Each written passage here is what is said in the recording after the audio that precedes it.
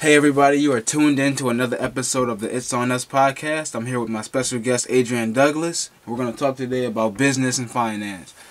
So Adrian, tell the people what you do and what your title is. Okay. Well, first, I do want to thank you for having me, Lenny. So, No problem. thanks for that and just helping me be out here. Just to, tell people what I do. Hopefully, I can help you out with what you want to do as well, your goals. So, just to tell you what I am and what I do is I am a mortgage specialist, a mortgage expert. Also, you can call me a mortgage loan originator. So, I finance homes. So, Okay. I'm basically in the business of real estate, but on the financing end. So before you can purchase a home, I get you the money for that home. Okay. So how does that usually happen? Like, let's say I'm a young guy, 20, Okay. 21, 22, and I'm ready to move out the house. I got a full-time job, and right now in my bank account I only have $1,500. Will I be able to, get the money to get a house? Okay. Well, I'll let you know this basic thing when it comes to every client and every loan. Mm-hmm. It's case by case. Okay. So it's a combination of a lot of things when it comes to purchasing a home, right? Mm-hmm. And let me give you an example of that. It's going to be first off based on your credit, right? So that's the first thing we check. We check to make sure that you are a credit-worthy borrower. Okay. Right? So basically qualifying scores for us can be a 550 or higher. Okay. Now, we can go have a whole section about credit, but, we'll pass that. Once you pass the credit part, Mm-hmm. we then check your income. We have to say, all right, Lenny does make enough money to pay off his bills. Because when we pull your credit, we also see all your debt. Your debts being credit cards, car payment, Mm-hmm. if you already have a home, that house payment, things such as that. We take that into account and then we put it against your income. Okay. So let's say, I'll give you an example, right? Let's say you make $5,000 a month, right? Lenny, you're balling, Mm-hmm. right? $5,000 a month. Now, we check your credit card payments a month, plus your car payment a month. Everything on your credit only comes up to about $1,000, right? Mm-hmm. Now, what that means is your debt-to-income ratio, right, Mm-hmm. is 20%. Oh wow. So all I did is easy. Divide the 1,000 by the 5,000. Mm-hmm. So we say Lenny has a debt obligation of 20% of his income. Mm-hmm. Now, when we add that to your house payment, of course, because we're going to add that into the mortgage payment you're going to get. So whatever house you're looking for, if you're looking for a $200,000 home, Mm-hmm. you're looking for a $100,000 home, right? We take that monthly payment. We use our calculations. We do the principal, interest, taxes, and insurance, and we add that to your debt obligation. So we say, if Lenny should purchase this house, his new debt obligation would be X percent of his Okay. income. All right. Mm-hmm. Now we try to keep that in a nice little underneath. Usually we like to keep it under 50%. Mm-hmm. But just to give you a good fact or a good tip for you, you want to keep all of your debt obligations really under 30%. That's how you maintain a healthy, fit lifestyle financially. Gotcha. All right? Mm-hmm. Now, the very last thing that goes into, purchasing your home, you have your credit, you have your income, you have your debts and your liabilities, right? Mm-hmm. Now, the last thing that goes in there, of course, is going to be your product. Now, there's a lot of different products. Like I said, every client has its case by case. So you can choose a loan where you're in your home for 30 years trying to pay it off. Mm-hmm. You could choose a loan like, hey, I'm only going to be in here. I know I'm going to move within the next couple years, so we can put you in a loan that's like a short-term loan where your monthly payments are really, really low. Mm-hmm. We can put you in an interchangeable rate loan, so you're just riding the rate wave. So 1 month you might be paying $1,000, next month you might be paying $1,200. You might get lucky. The next month after that you might only be paying $800. Wow. We can do it that way as well. Mm-hmm. There's a lot of things that we can do, but basically that's what goes into finding a person a home, just to keep it simple. Gotcha. Or as simple as I could. Yeah, you definitely broke it down because a lot of young people, what we like to do is once we leave the house, I see a lot of my friends, they get an apartment instead of getting a house. And, you know, because they're just because they probably can't afford the house, so they just want to hurry up and, you know, get out and get something quick. Is that the smart thing to do? Now, there's a lot of things that you have to think about when you purchase a home. Mm-hmm. But the main question is you should always ask yourself: are you ready? Gotcha. Yeah. Now, what comes with a house and a home is a lot. Yeah, people do get scared of maybe like your water heater breaking, the gas, you know, all the extra payments that you have to think of. Mm-hmm. And that is, you know, something you have to keep in the back of your mind. How often do those things happen? Not very often, but it's enough to scare somebody out of purchasing a home. Now, if you don't know where you are in life, let's say you just graduated high school, graduated college, Mm-hmm. and basically you're just freelancing. You don't even have a stable job. You're just doing whatever. You're just trying to live. I definitely do not recommend purchasing a home. Not at all. Not at all. Purchasing a home is one of the biggest financial purchases you will make, period. Mm-hmm. Bigger than your car, and bigger than your Xbox, bigger than your big screen TV, all of that. Mm-hmm. Your home would be the biggest purchase you make.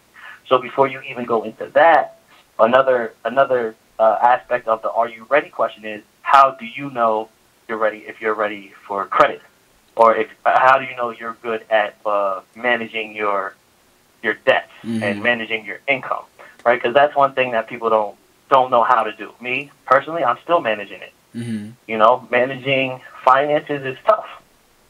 You know, people don't see the big picture. Sometimes you go to a store, they say, and everybody comes up to this. They go to a store, they see something they like, and then somebody's trying to put them on a store card. Mm-hmm. Boom, that's credit right there. They don't see that. All they see is, oh, I can get this $300, $500 thing for $20 a month. You know what I'm saying? Yeah. So if you don't know the ins and outs of credit, or if you are not well educated in your financial situation, so you don't know how, if you do not know how much you're spending on, like you know, your food, your water, your monthly bills, then I don't recommend you getting a home. Mm-hmm. That's a good point. And so I think a lot of times too, when we're younger, right? We all want the big mansion. Like that's just like, you know, 6th grade, 7th grade, even in high school, because you're not thinking about the finance part yet. You're just like, you know what, I want a big mansion and everything. And then when you kind of get to college, reality hits you like, oh wow, I know I'm not gonna be able to afford that big mansion yet, because I'm not no, like, you know, big superstar. I'm not no singer or anything. So I gotta actually, like, you know, work hard and stuff. So do you recommend for people to like to have like multiple ways to make money? Like let's say, like, okay, I have a full-time job being a counselor, and then I also I manage people, then I also do this and that, like, you know, I make books, and I manage people in music. Like, do you recommend people make money in different avenues and stuff like that? Definitely. Read something about, like, the millionaire has over 7 sources of income. Mm-hmm. You know, you always have to be looking for ways to build that money.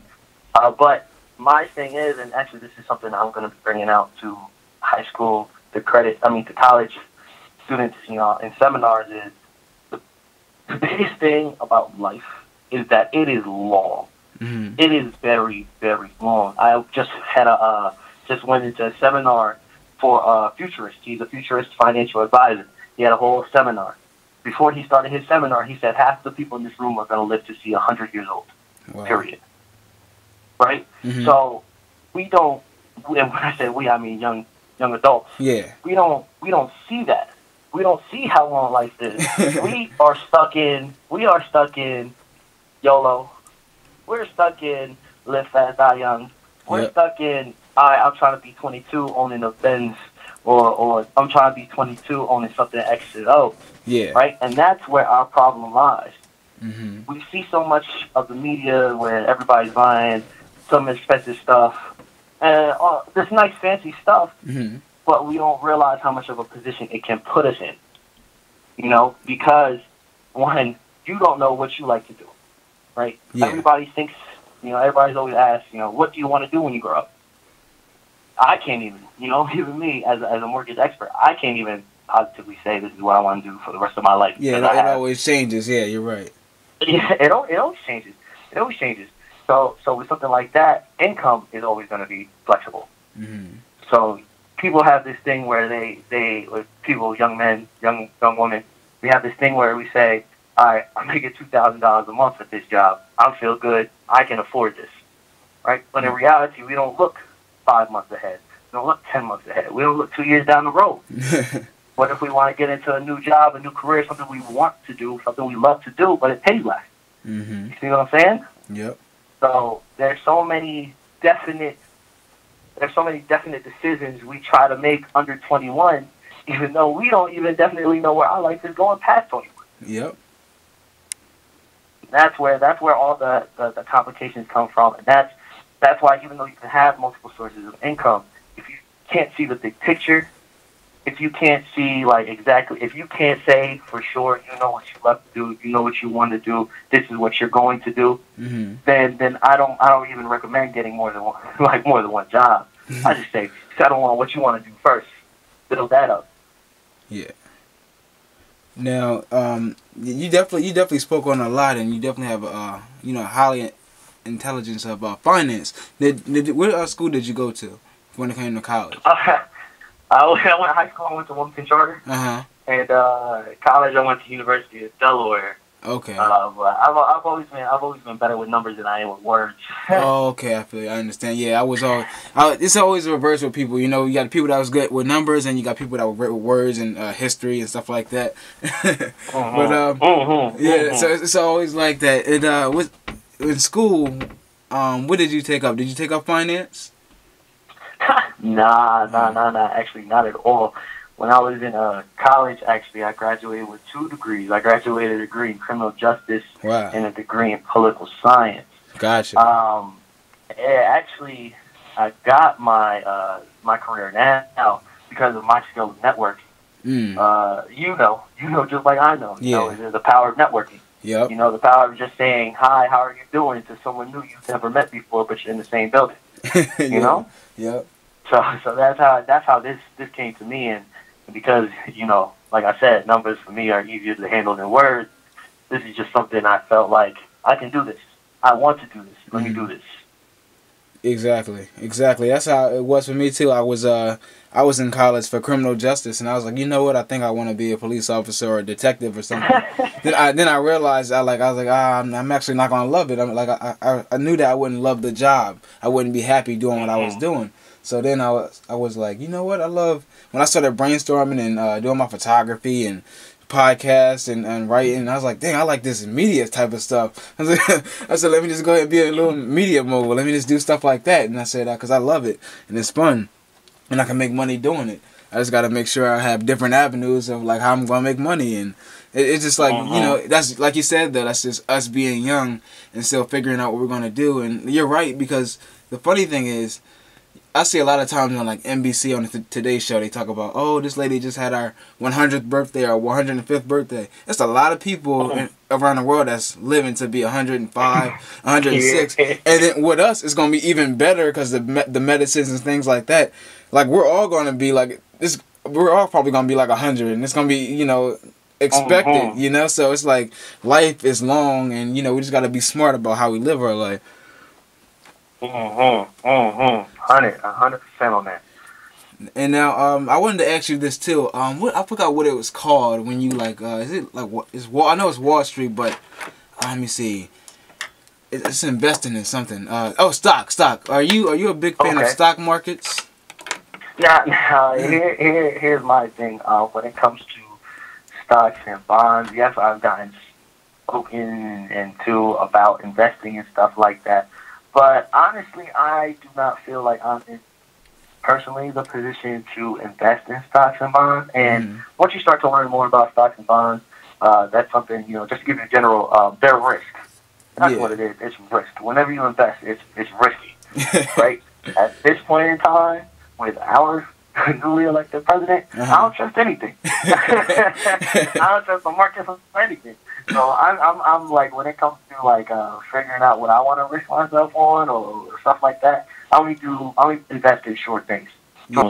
But I mean, there are people who are knowledgeable on it, and that's how you pay people like that to do it. Yeah. But I mean, to first invest in somebody to invest your money, you know, at this young age, you know, I'm not down for it. You know, there are different ways to start saving. Like for example, the last math class I took in college, right? My professor, he's a very smart guy. He said, all right, if every single one of you, and we're all same age, around 2021, he was like, if every single one of you is able to put $250,000 in your 401k by the time you're 35, you will be able to be a millionaire by the time you retire, whatever age that might be. You'll be a millionaire. Wow. So there are different ways to save your money up. And there's different ways to grow your money. But the biggest thing is you always want to make your money work for you. Right? That's what retirement is going to be for us. Our money is making itself for us. You know, we're not going to be living off of $500,000 in the bank, and then we take a withdrawal every month. Yeah. Hopefully, we're going to own our own businesses. Hopefully, we're going to have our own, you know, companies or people that we invest in to start moving that money for us. That's what I hope. So I mean, there are a lot of different ways. To build your money. Stocks and bonds aren't the only way to do it. I mean, is it a good way? Is it a proven way to do it? Yes. You know, this guy who does stocks and bonds, this financial advisor I was just talking about, he actually invested his money in medical marijuana a year ago. Yeah, and his profits are crazy. So I mean, there are some people who are out there who know it, but I mean, if you're not well equipped, you don't have the knowledge for it, you don't have the assets to risk, and I definitely I don't say even just jump into it. Don't even just like read more into it. Yeah. You know. Now, what year did you graduate from UD? Oh, last year. Last year. Okay. Now, how was UD? Did you enjoy your 4 years there? How was it? UD. Now, I personally enjoyed it. I personally loved UD. But I mean, different reasons. Now, everybody has their own college experience. You know, college is what you make it. But me, I made the best. It was crazy. I definitely the first 3 years was definitely just a huge party. At the same time, school. But the last year was basically, all right, Adrian, get your head straight. You're about to go into real life. So maybe you don't party every weekend, party every other weekend. But it was a huge party. It was fun. Yeah, I've been to like about 2 parties down there. It was fun too. So like, I could definitely understand it. And I don't even know how you guys maintain focus at that school. Like I was glad that I was at Wilmington University, because if I was at UD, I think I'd have just went crazy. Yeah, it could be like that. But I mean, it also builds that accountability kind of aspect. You know, there are people who say, you know, I can sleep whenever and wake up for my 8 a.m. And then there's only the few handful that actually do that. Oh, you wow. know, so Yeah. It gets you ready for stuff like real life. So like when I got to go out on Thursday night, you know, I know that I can make it into work Friday morning. That's one thing. And I also wanted to get your opinion about this whole election thing, like what's going on in the politics, because right now it's just like, it seems like everything is just going crazy since Trump has been in office for about 2 to 3 weeks. He just gone ahead and he's signing executive orders like it's no tomorrow. I hear you. Now here's something. Here's something for you, Lenny. Right? Something I was told by my coworkers, by my boss. Right? You never talk about 2 things. 1, you never talk about religion. 2, you never talk about politics. That's smart. We were told that when I was working at the movie theater a while back. They're like, oh, when you're here, just, you know, don't talk about it. You know, we don't want to stir up nothing. Yeah. I mean, I'm one to really stir a pot. If anybody knows me, you know, they know how I can be when it comes to like debates. When it comes to like different points of views, I'm always on the go. I'm always a TTG. But my thing is, it's very sensitive. They're very sensitive topics because it has to do with your beliefs. Yeah. You know, when you choose one or the other, it's not about like your opinion and shit, but it's stronger than something that can be just proven by a couple sentences. You know, I voted this way because I believe X. You know, yeah, somebody could tell you, oh, maybe did you look at, you know, X, Y, and Z, or did you see this part of the whole aspect of his political campaign? But at the end of the day, your beliefs are your beliefs. You know, at that point, it just becomes a whole argument. It doesn't become a nice conversation.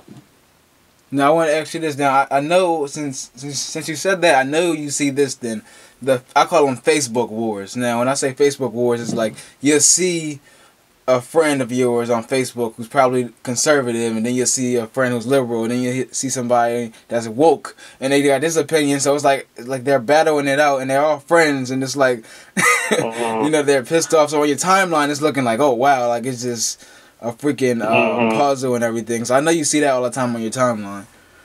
Yeah, it kind of nutty to me, because like people are really losing friendships over this one. Losing friendships, losing communication, losing touch with people over something like this. You know, like I said, it's your belief. You could know a person I saw people arguing with their friends that they've known for 6 or 7 years, since high school. Yeah. You know, and that argument, like, it's all of a sudden, it goes, like, it comes down like this, like, I know you, who you are now. I know 100% of what you believe now because you voted this way. You know, and that's not fair. That's not fair, because you grew up with this person. You've talked to them. You know what they like. You know what they dislike. You know how they vibe. But when it comes to something like this, there are beliefs, whether it comes from their family, whether it comes from their religion, whether it comes from their knowledge of politics. You know, you don't know that, but for people to have gone so far as to go on Facebook, because honestly, I'm only on Facebook and Instagram, so I only really saw it on Facebook. But to go on Facebook and go that far with it, I definitely think it was unnecessary for everybody. Didn't need to be around it. Bad vibes, bad everything.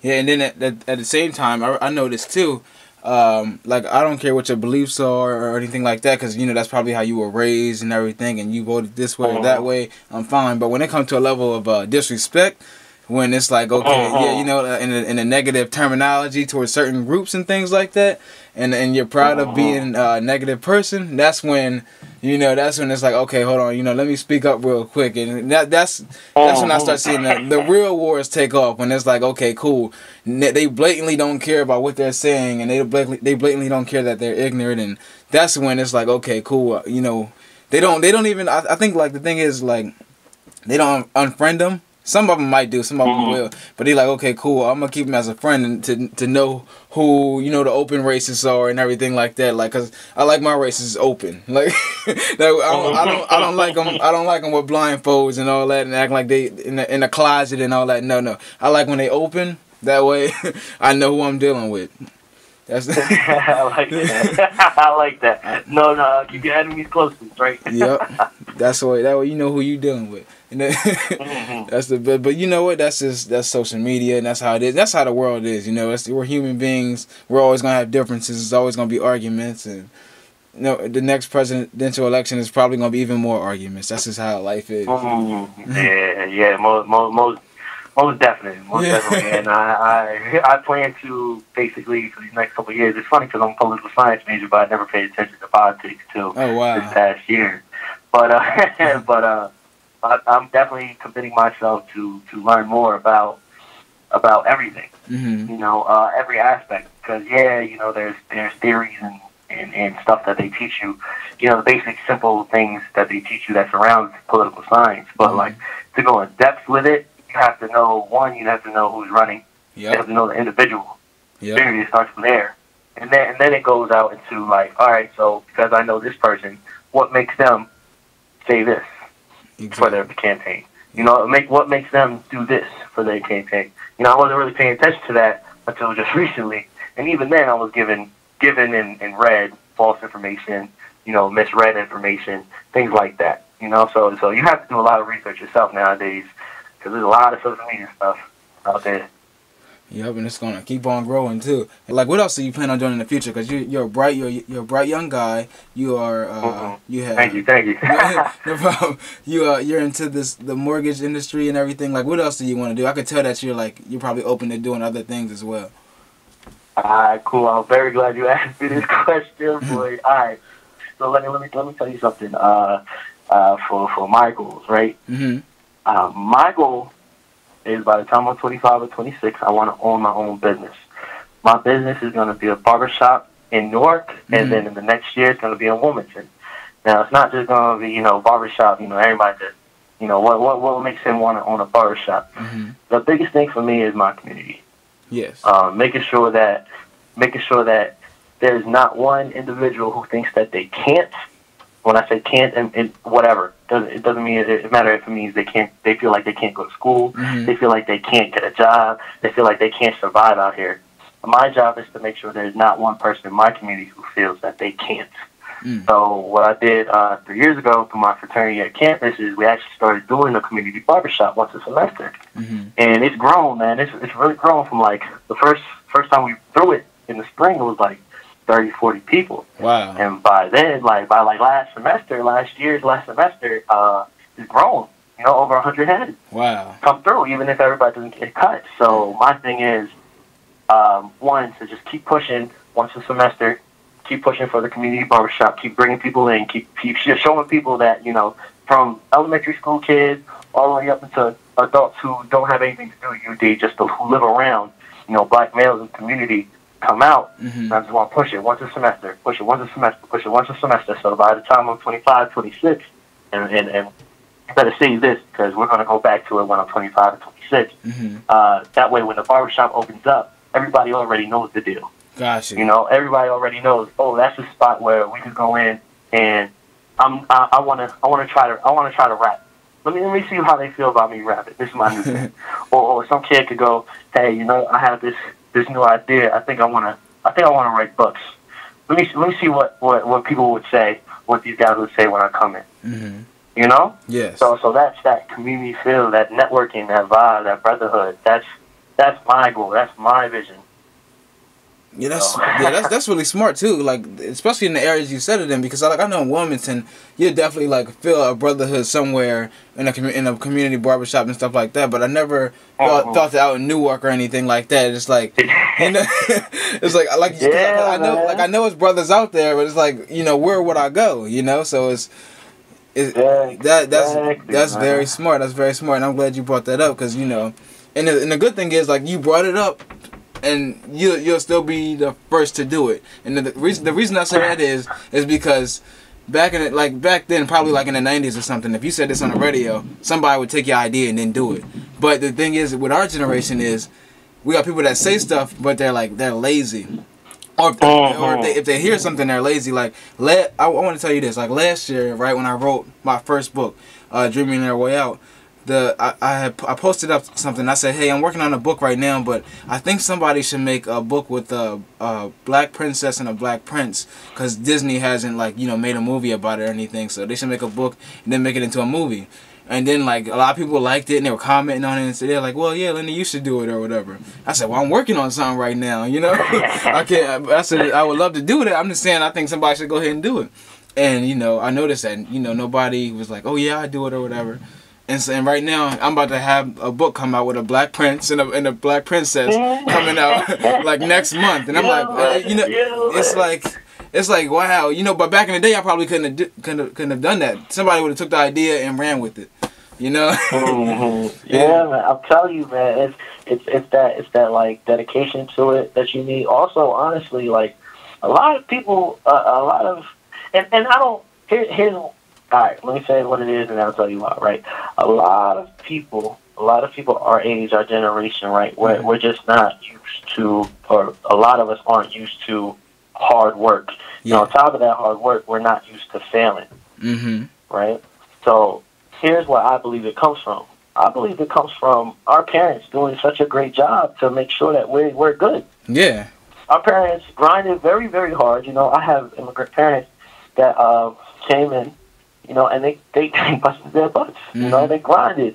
And they made sure that if I said, when I was a young kid, maybe I wouldn't get everything I wanted. I definitely didn't get everything I wanted, but I was still blessed. If I would want something like that, all I had to do is bring an A home sometime. And we were blessed, honestly. But that really did hide the hard work from us. So, me, I'm no stranger to hard work. Like I said, I wrestled. I did a lot. I've done a lot. I've gone through a lot of processes. Things that take time. People are just not used to processes no more. People don't want that overnight success because that's what we see. Mm-hmm. We see that. What do they say? We're gonna have old money, but it's new money. Yeah. People want that. People want the new money, but they don't understand what goes into it. Yeah. That old money, that's years of work. Mm-hmm. That's old money because it's worked that long.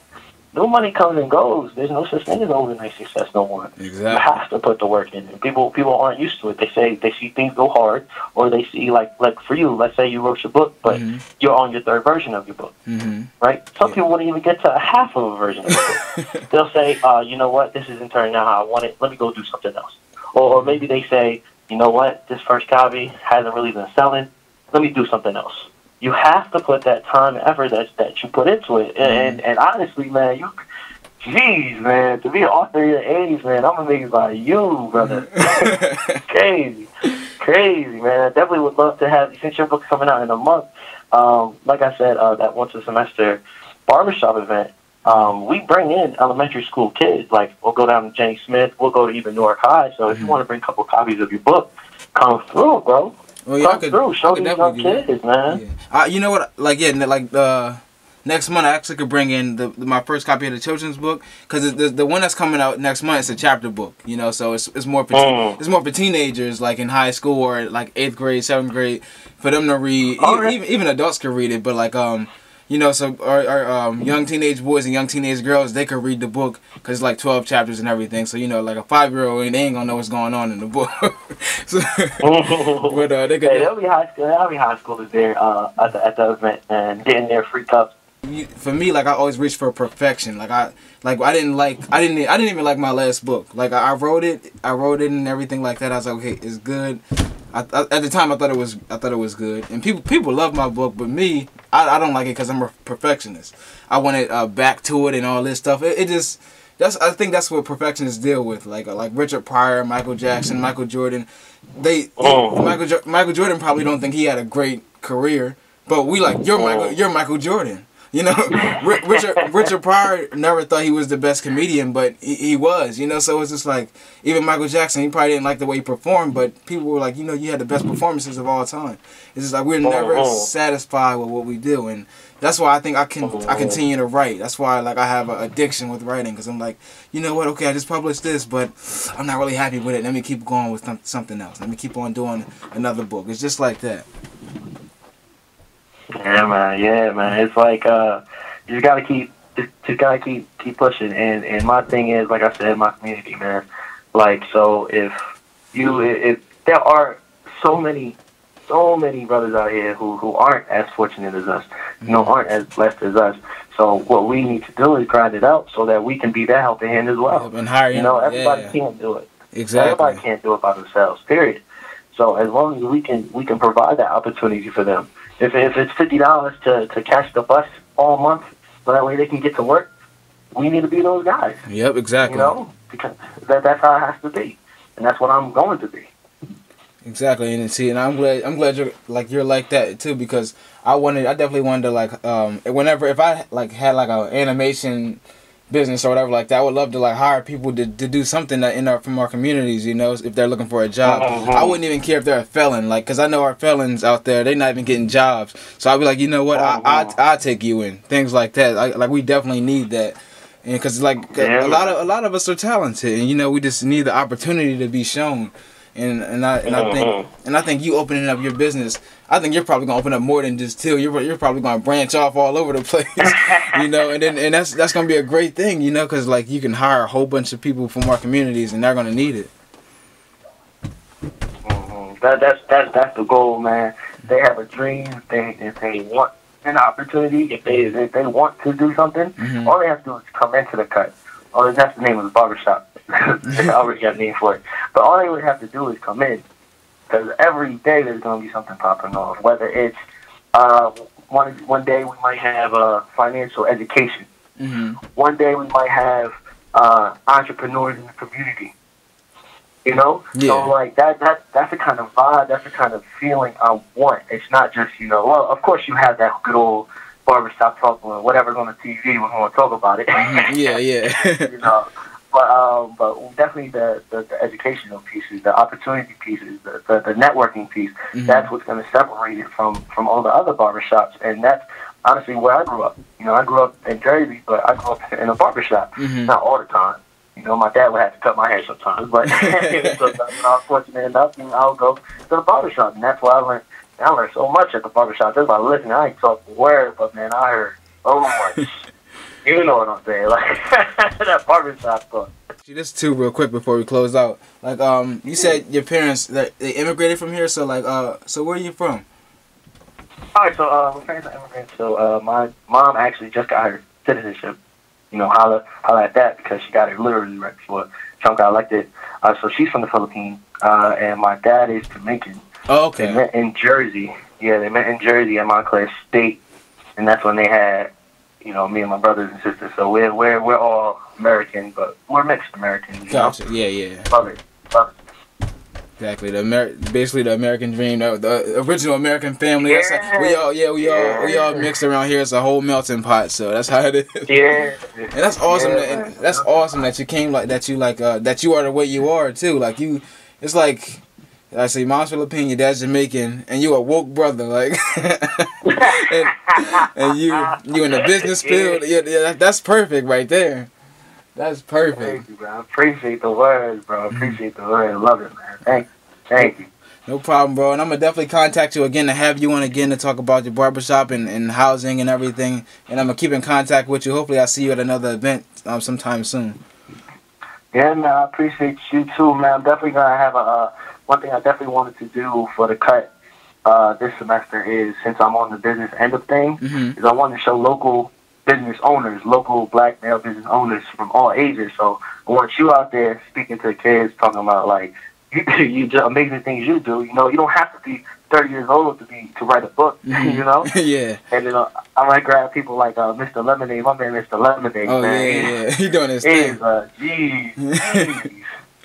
You know, so stuff like that. There's a Chicago type store called Beefing Up Sandwiches, owned by a guy who came in from Chicago like 3 years ago. Wow. His Chicago sounds crazy, and I'm gonna have him there selling some of his sandwiches too. Awesome. So I mean, it's exciting. So I definitely want to see you there. And if there's anything in between now and the date for that is April 9th, anytime from then and April 9th, if there's another opportunity to meet each other again, man, I'll definitely love it. Awesome, man. I'll definitely let you know, and I'll keep in contact, bro. Thank you again for having me on the podcast, man. No problem, bro.